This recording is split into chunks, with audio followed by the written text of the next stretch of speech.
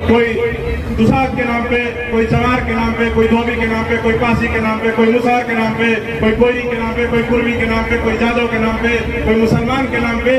हम लोग आप सबको पता होगा कि नरेंद्र मोदी की सरकार है।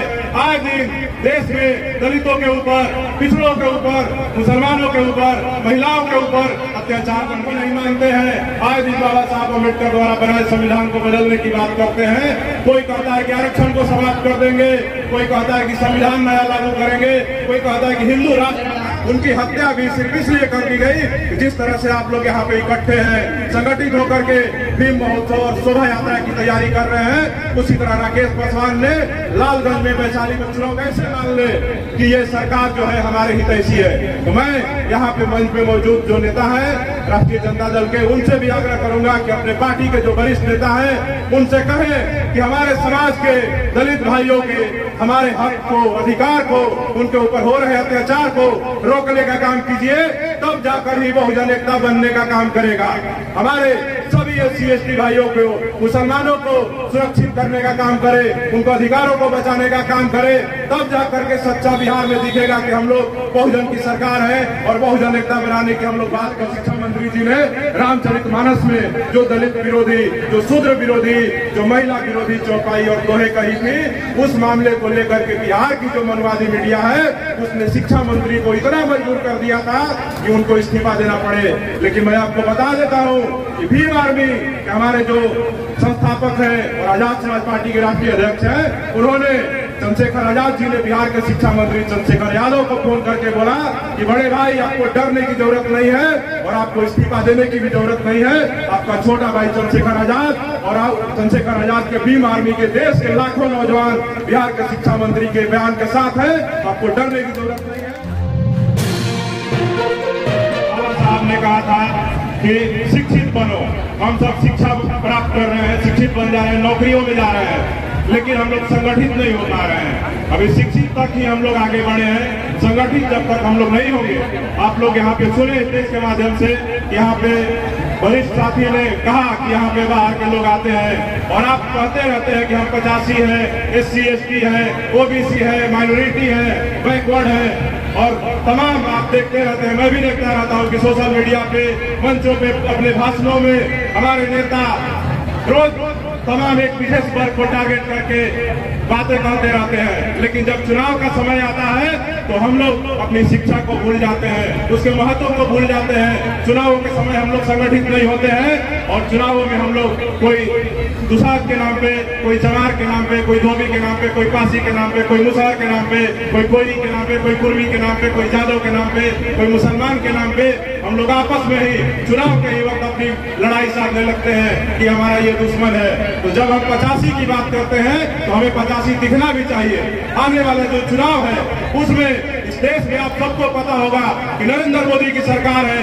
आज दिन देश में दलितों के ऊपर, पिछड़ों के ऊपर, मुसलमानों के ऊपर, महिलाओं के ऊपर अत्याचार बढ़ गया है। हमारे हक, अधिकार, आरक्षण, देश के संविधान को खतरा पैदा हो गया है। रोज के रोज इस देश की जो भाजपा सरकार है, मनवादी सरकार है, नरेंद्र मोदी की सरकार रोज हम लोग के अधिकारों की कटौती कर रही है, हमारे आरक्षण को छीनने का काम कर रही है, हमारे नौकरियों को खत्म करने का काम कर रही है। जो देश के बड़े बड़े उपकरण हैं, जो देश की बड़ी बड़ी कंपनियां हैं, रेलवे है, सेल है, भेल है, गेल है, MTNL है, BSNL है, सबको प्राइवेटाइजेशन करके हमारे जो समाज के युवा हैं, जो पढ़ाई लिखाई करके दिन रात मेहनत करके नौकरी प्राप्त करने के लिए संघर्ष करते रहते हैं, उनकी नौकरियों को खत्म करने का काम किया जा रहा है। क्योंकि बाबा साहब ने संविधान दिया है, संविधान को, अधिकार को प्राप्त करके, जो संविधान में बाबा साहब ने हम सबको अधिकार दिया, उस संविधान के अधिकार को प्राप्त करके, शिक्षा के अधिकार को प्राप्त करके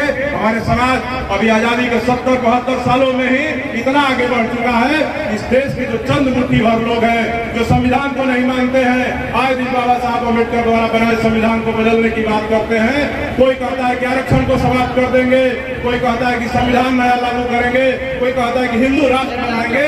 वो सब लोग आपके भाइयों के, बहनों के, आपके समाज के युवाओं के नौकरियों को खत्म कर रहे हैं, आपके आरक्षण को खत्म कर रहे हैं। लेकिन हम लोग रोज मंचों से भाषण देते हैं कि हम 85 है, एकजुट है। लेकिन एक बात बता देते हैं, बाबा साहब अम्बेडकर ने हमें वोट की ताकत दिया था।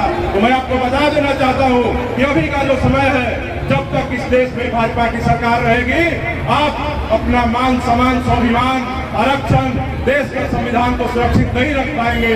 तो मैं आप सबसे यही आग्रह करूंगा कि जो भी चुनाव आए, चाहे वो लोकसभा का चुनाव हो, चाहे वो विधानसभा का चुनाव हो, जिसको आप मनुवादी कहते हैं, जिसको आप दलित विरोधी कहते हैं, जिसको आप पिछड़ा विरोधी कहते हैं, जिसको आप मुस्लिम विरोधी कहते हैं, जिसको आप संविधान विरोधी कहते हैं, उसके खिलाफ भी एकजुट होकर के वोट का जो अधिकार बाबा साहब ने दिया था।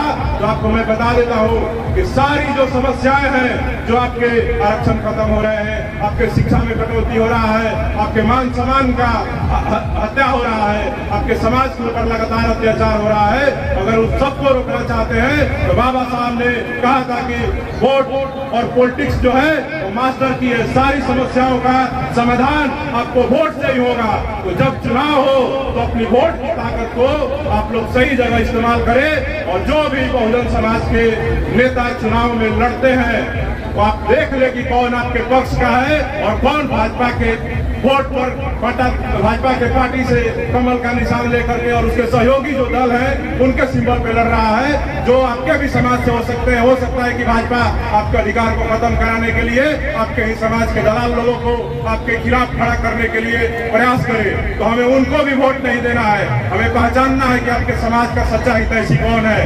बाबा साहब ने कहा था शिक्षित बनो, संगठित बनो और संघर्ष करो। तो सबसे पहले आप सबको शिक्षित हो ही गए हैं और शिक्षित हो ही रहे हैं, तो शिक्षित होकर के, संगठित होकर के हम सबको आगे संघर्ष करना है। बाबा साहब ने यह भी कहा था शिक्षा शेरनी का वो दूध है, जो पिएगा वो दहाड़ेगा। तो शिक्षा की ताकत को हम सबको पहचानना है और उस शिक्षा की जो दूध है, शिक्षा रूपी जो दूध है, उसको पी करके हमें समाज में अपने मान सम्मान को बचाने के लिए, आगे बढ़ाने के लिए हमको उसका इस्तेमाल करना है। हमें समाज से, आप देखिए कि इस देश में SC जो SC आयोग है बिहार में खत्म कर दिया गया। बिहार में जो केंद्र की सरकार है, केंद्र की सरकार के द्वारा बिहार के छात्रों की छात्रवृत्ति को खत्म करवा दिया गया। बिहार में आए दिन दलितों के ऊपर अत्याचार हो रहा है, पूरे देश में हो रहा है। कई दलितों को मूछ रखने पे, कहीं घोड़ी चढ़ने पे रोज हत्या कर दिया जा रहा है। कभी राजस्थान में, कभी मध्य प्रदेश में, कभी बिहार में। अभी हाल ही में बिहार के वैशाली जिले के रहने वाले हमारे समाज के एक मजबूत स्तंभ थे राकेश पासवान जी, वहां पे उनका हत्या कर दिया गया। लेकिन हम सब चुप है, हम लोग सोशल मीडिया पे ही आवाज उठा रहे हैं। अभी हत्या हुए 10 दिन से ज्यादा बीत गए, लेकिन जो अपराधी है, जबकि राकेश पासवान ने अपने हत्या से 3 दिन पहले लाइव वीडियो के माध्यम से कहा था, उनकी हत्या भी सिर्फ इसलिए कर दी गई जिस तरह से आप लोग यहाँ पे इकट्ठे हैं, संगठित होकर के भीम महोत्सव और शोभा यात्रा की तैयारी कर रहे हैं। उसी तरह राकेश पासवान ने लालगंज में वैशाली में चुनौती दिया था कि 25 से 30 हजार की संख्या में हम लोग बाबा साहब अम्बेडकर की जयंती को मनाने का काम करेंगे और शोभा यात्रा निकालने का काम करेंगे। और उस बात को सुन करके वहाँ के जो मनवादी है वो बौखला गए और उनको चैलेंज किए कि राकेश पासवान, हम तुमको अम्बेडकर जयंती नहीं निकालने देंगे।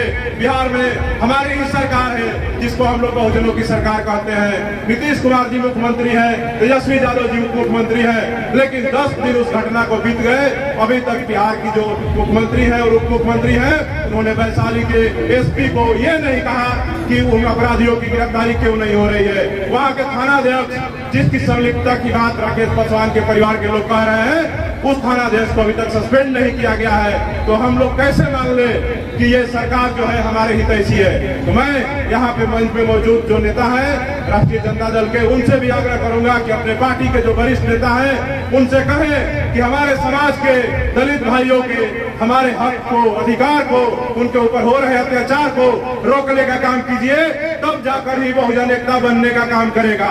हमारे सभी SC ST भाइयों को, मुसलमानों को सुरक्षित करने का काम करे, उनको अधिकारों को बचाने का काम करे, तब जाकर के सच्चा बिहार में दिखेगा कि हम लोग बहुजन की सरकार है और बहुजन एकता बनाने की हम लोग बात कर सकते हैं। और बहुत सारी बातें हैं। बाबा साहब अम्बेडकर का जीवन ही पूरा, जो उनका जीवन का संघर्ष है वो पूरा प्रेरणादायक है। बाबा साहब अम्बेडकर की जिंदगी से हर इंसान सीख सकता है, उनके संघर्षों से। यहाँ पे एक वरिष्ठ अभिभावक बता रहे थे कि बाबा साहब अम्बेडकर के 4 पुत्रों का निधन हो गया था और बाबा साहब अम्बेडकर ने अपनी पत्नी माता रमाबाई से कहा था कि मैं अगर एक पुत्र को बचाने की बात करूंगा तो हमारे देश के जो लाखों जो नौजवान है, पुत्र हैं, वो सारे के सारे मारे जाएंगे, उनके हक अधिकार छीन लिए जाएंगे। इसलिए रमा, मुझे लंदन के जो गोलमेज सम्मेलन है, जहां पे अंग्रेजों के सामने हमारे समाज की प्रतिनिधित्व की बात रखनी है, हमारे समाज की जो मुख्य मुद्दा है, जो समस्या है, जो उनकी गरीबी है, भुखमरी है, जिनको हजारों सालों से शोषित किया जा रहा है, दमित किया जा रहा है, उसके लिए आवाज बुलंद करने के लिए मुझे लंदन जाना पड़ेगा। तो बाबा साहब अम्बेडकर ने इतना संघर्ष करके जो अपने 4 बच्चों को कुर्बान कर दिए हम सब के लिए, और उन्होंने भारत का संविधान लिखा और बहुत सारी किताबें लिखी। बाबा साहब अम्बेडकर को अगर एक व्यक्ति पढ़ने को बैठ जाए तो मुझे लगता है कि आम व्यक्ति को बाबा साहब अम्बेडकर ने अपनी जिंदगी में जितनी किताबें लिखी है उसकी आधी उम्र गुजर जाएगी, फिर भी वो बाबा साहब की पूरी किताबों को नहीं पढ़ पाएगा। तो मैं ज्यादा यहाँ पे बातें नहीं रखूंगा। मैं एक बात यही कहना चाहता हूँ कि आप सब संगठित होकर, शिक्षित होकर अपने समाज में आप जय भीम करते रहते हैं, हर साल अम्बेडकर जयंती मनाते हैं, लेकिन हर साल आपको देखने को मिलता है कि आपके समाज के ऊपर अत्याचार हो रहा है, आपके भाइयों की हत्या हो रही है, आपकी बहनों का बलात्कार हो रहा है, और फिर भी इस देश में हम कहते हैं कि 85 है, जय भीम, अम्बेडकर जयंती मनाते हैं। और इस देश में हर साल जब चुनाव होता है तो चुनाव का जब रिजल्ट आता है तो वही 15% वाले जो लोग हैं वो सत्ता में आ जाते हैं। तो हमको इस पे सोचना होगा कि क्यों ऐसा हो रहा है। जब हम 85 है तो हमें अपने वोट को 85 को एकजुट होकर के एक जगह वोट करने का काम करना चाहिए। आप सबको पता होगा कि भीम आर्मी के जो हमारे नेता हैं चंद्रशेखर आजाद जी, मैं आपको बता देता हूं कि बिहार के सरकार में बिहार के शिक्षा मंत्री है, एक बिहार के चंद्रशेखर है और एक हमारे देश के चंद्रशेखर आजाद रावण है। बिहार के शिक्षा मंत्री जी ने रामचरितमानस में जो दलित विरोधी, जो शूद्र विरोधी, जो महिला विरोधी चौपाई और दोहे कही थी, उस मामले को लेकर के बिहार की जो मनुवादी मीडिया है उसने शिक्षा मंत्री को इतना मजबूर कर दिया था कि उनको इस्तीफा देना पड़े। लेकिन मैं आपको बता देता हूं कि भीम आर्मी के हमारे जो संस्थापक हैं और आजाद समाज पार्टी के राष्ट्रीय अध्यक्ष हैं, उन्होंने चंद्रशेखर आजाद जी ने बिहार के शिक्षा मंत्री चंद्रशेखर यादव को फोन करके बोला कि बड़े भाई, आपको डरने की जरूरत नहीं है और आपको इस्तीफा देने की भी जरूरत नहीं है। आपका छोटा भाई चंद्रशेखर आजाद और चंद्रशेखर आजाद के भीम आर्मी के देश के लाखों नौजवान बिहार के शिक्षा मंत्री के बयान के साथ है, आपको डरने की जरूरत नहीं है। इस तरह से हम लोग आगे भी बता देना चाहते हैं कि बिहार में भीम आर्मी मजबूती के साथ भाजपा को उखाड़ने का काम करेगी। जिस तरह से हम लोग शिक्षा मंत्री के साथ खड़े होने का काम किए, उसी तरह से देश से नरेंद्र मोदी को उखाड़ने के लिए बिहार में या देश में जो महागठबंधन बनेगा, इस महागठबंधन के साथ भीम आर्मी डंडा और झंडा के साथ मजबूती के साथ खड़ा रहेगा। क्या यहाँ पे जो लोग मौजूद हैं, क्या आप सब खड़ा रहेंगे कि नहीं रहेंगे देश से भाजपा को उखाड़ने के लिए?